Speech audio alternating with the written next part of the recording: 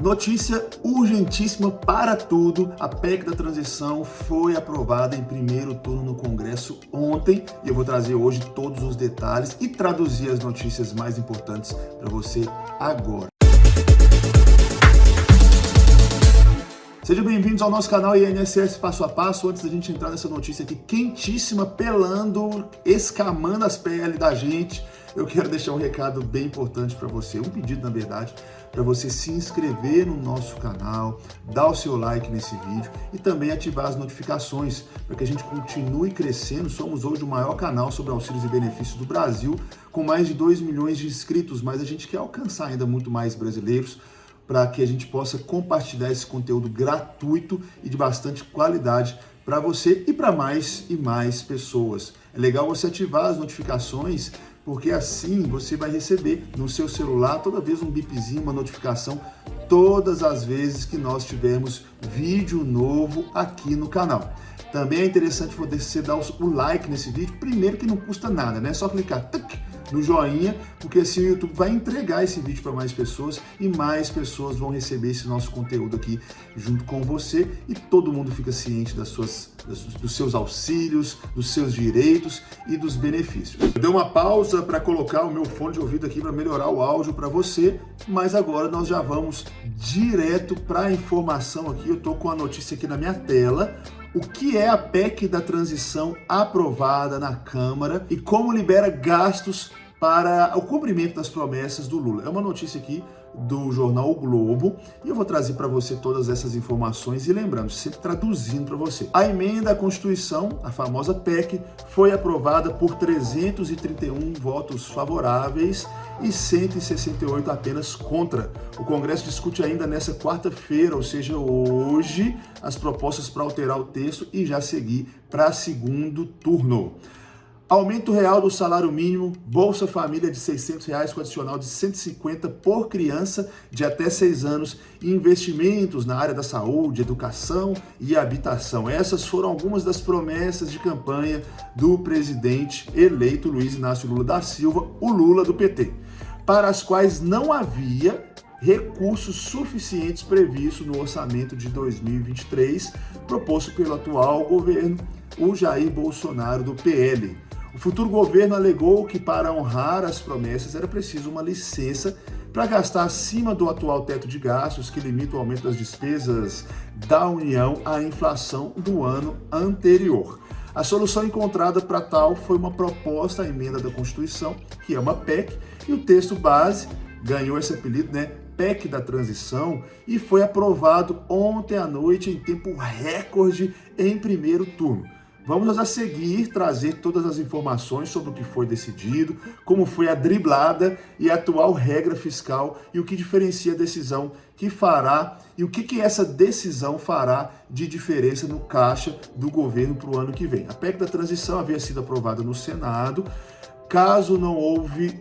como não houve acréscimo ao texto, não precisará ser submetida aos senadores novamente. Em vigência desde 2017, o tal do teto de gastos limitou por 20 anos os gastos do governo, considerando a necessidade de equilibrar as contas públicas na relação entre as despesas e a arrecadação. Ou seja, gente, o Brasil precisava pôr um limite para o Estado, para os governantes, para parar de gastar mais do que arrecada e para cobrir o furo, criar novos impostos, aumentar a inflação, ou seja, tirar do próprio cidadão o recurso de cada um para cobrir a irresponsabilidade do governo. Essa foi a proposta. O teto de gastos foi um avanço no governo Temer, mas que agora ele começa a ser desidratado antes mesmo do Lula assumir a presidência. Quando a economia está forte, a arrecadação também está forte, permitindo um maior nível de gastos. Para expandir o gasto público no cenário de enfraquecimento econômico, como é o que a gente vive hoje, né? Guerra sendo refletida aí no mundo inteiro, pós-pandemia, e ainda esse fantasma da volta do Covid, como está acontecendo lá na China, né? Aí existem duas formas Ou você aumenta a tributação, ou seja, cria novos impostos, ou você financia a expansão do gasto com a elevação da dívida, trazendo prejuízo para a economia brasileira. Então, tem duas formas de conseguir gastar mais. Ou aumenta os impostos, ou então endivida, né? Não tem outra forma, gente.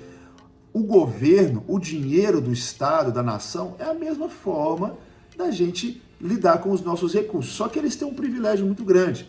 Se você ganha 1.000, mas quer gastar 1.500, você não vai bater no seu patrão e falar assim, nós vamos aumentar meu salário a partir de semana que vem, tá? Não existe isso. Mas o governo ele pode bater no patrão, que somos nós, e aumentar o imposto. E é isso que o governo tem feito. Ou então se endividar cada vez mais. Todo mundo sabe que o Brasil tem uma herança de antigos governos de grandes endividamentos.